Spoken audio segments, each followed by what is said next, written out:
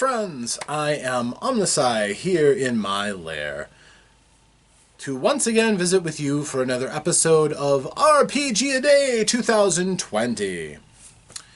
Today is the 13th day of August, which always such a fortunate day, and today is actually a pretty good day because it is the day of rest. Not the biblical day of rest. The topic for today is rest. And quite honestly, it's a good time to show you some mechanics in my game. Because resting and healing are always mechanics that are important for a game to consider. If your system doesn't work well, it will help your game to get scoffed at. It is something that you want to seriously consider because, number one, if you have any kind of usable assets, people will want to be able to use their assets and then get them back. And if you have any sort of injury, you want to have rules for explaining how that injury gets better. That's ideal. So, to explain that, I have to show you my character sheet. I have two generations of character sheet. This is my first one, and this was done on MS Paint. Just a very, very simple series of 3 boxes. The first one is your basic dice pool. The second, smaller one is the spent dice pool, and the bottom is a section for gear dice. Now, the second edition of it got a little bit more interesting. This was a character sheet that I made for a little video project I had called Dice File. Or, not Dice File. Sorry. Many Quest. Many Quest was the thing. So we made a bard named Dirk Casterly for this. For the most part, it's pretty much the same, except I broke down a section for a person to list their skills and abilities and other traits. But it still keeps the spent dice pool section, the gear dice pool section, and up on top next to the title it actually has a section that says fatigue dice and wound dice. See. Now, why is this important? In my game of Dice File, the character sheet is a dynamic piece of the experience of role-playing. And this might drive some simulation people nuts, the people who want as little in their game as possible. I like having dice, and I like having stuff when I'm role-playing. So this is what I came up with. Your character's potential for a given scene is summed up by the dice that they have in their dice pool. So, a character at full health is going to have X number of dice, and when you have your character sheet in front of you, the dice will lie right here in the dice pool section. That way you can look at your character and instantly see the condition that you're in and how prepared you are for a given scenario. As you use dice in an exchange, your dice are rolled and then they pass to the spent dice pool. Dice in the spent dice pool don't return to the basic dice pool until the exchange is completed. And there are rules for that, depending on the type of the exchange it is. It'll always flip back if all parties agree that they are done, though. So, the gear dice are a separate pool of dice. You don't need a lot of dice for that. You only need 1 die of each value of that you have represented by gear in some way, shape, or form.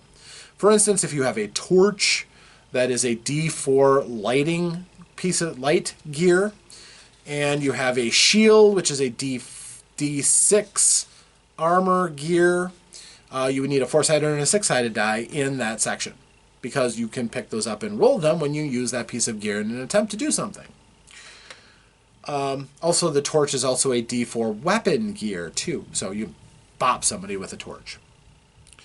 Shield is a D4 weapon gear as well, so having that D4 is handy, because you can shield bash somebody. But The idea is that your dice, as you do stuff, is going to be moving from here to here, meaning you're going to have less and less dice to do things with over here. If you use your best dice right away in your first effort and they go over to the spent pool, you are vulnerable because you will not be at your best to respond to whatever else happens in the same turn. By design, if you throw your best effort into something, that rarely leaves you a lot of opportunity to do other things.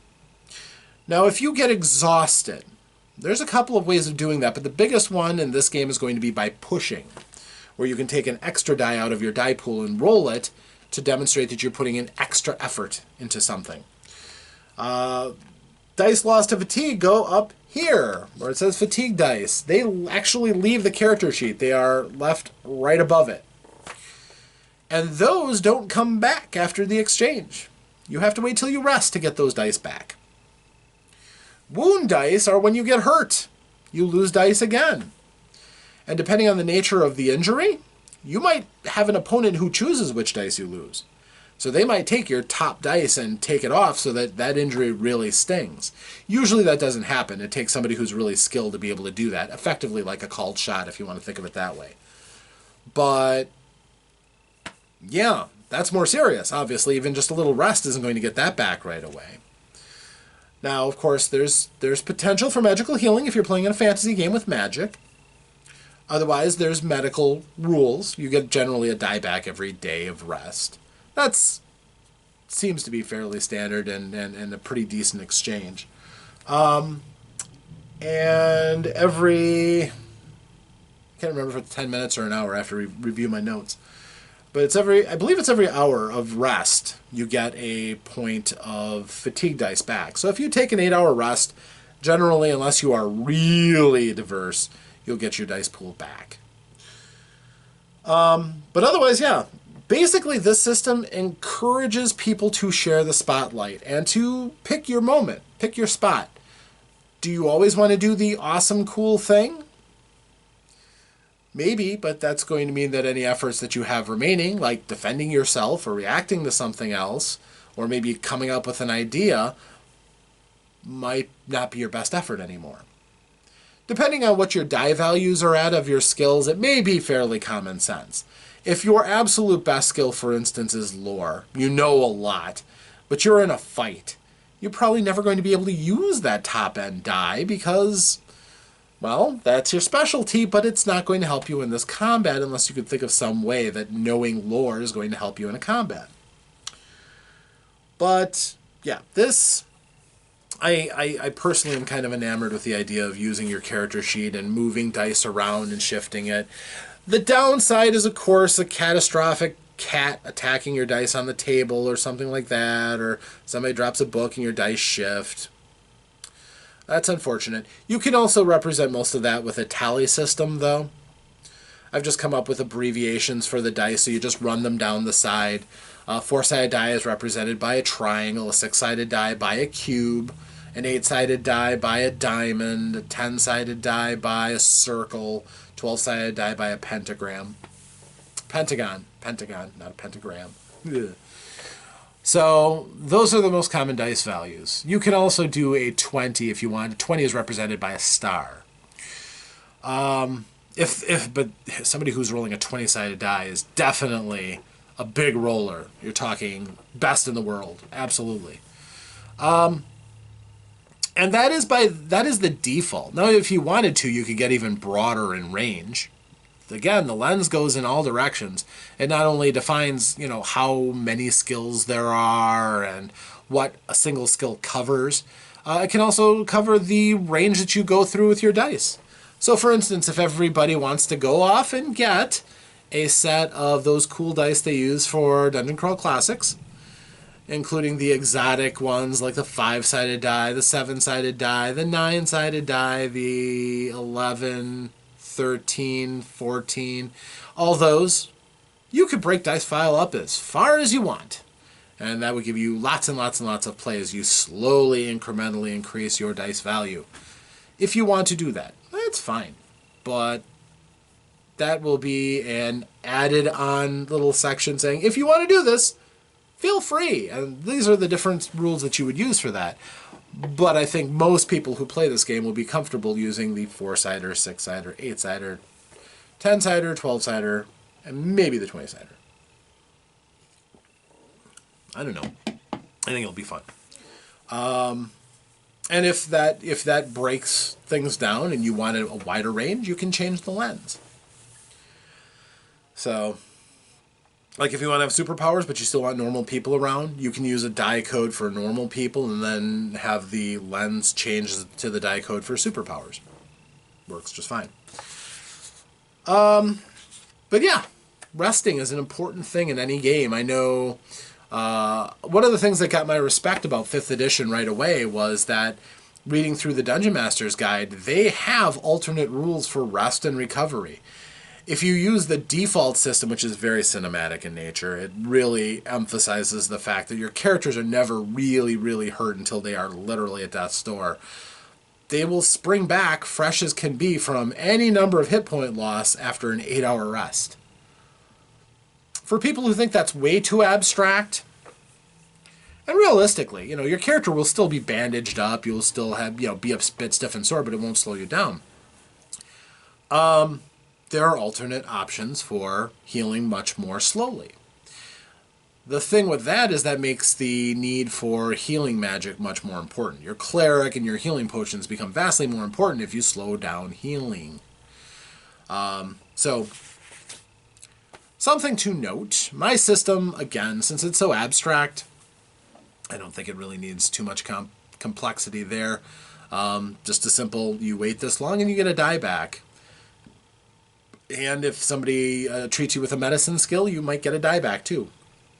So, it can be pretty useful. And if they roll really well, they might be able to get a better die back. So, also interesting too is that one of your ideas, if you take damage, deciding which die out of your dice pool to lose, you may not always want to lose the lowest value die. If you get rid of all of your 4-sided dice, you can't do anything that you aren't trained to do. You are basically in a stupor. So you always want at least one 4-sided die to remain if you can. Because you literally are only doing desperate actions at that point on. You can't push anymore. And you'll only succeed by incredible luck as your reflexes basically attune to whatever you're trying to do. But yeah, it's a pretty good system, I think. Hopefully you're interested. So, but that is a little look into my game system, and I'm grateful for even as exotic a word as rest for a topic for these videos. Gives me a good reason to break out one aspect of my game and highlight it for you. So, it may take a little bit more development. That might not be how it finishes off, but I think the system is fairly sound. So, that's as far as we'll go for now. So, until next time, I am OmnusI. This has been Dicefile, and I'll talk to you when next we meet, hopefully tomorrow, for another episode of RPGaDay. Thank you, and farewell.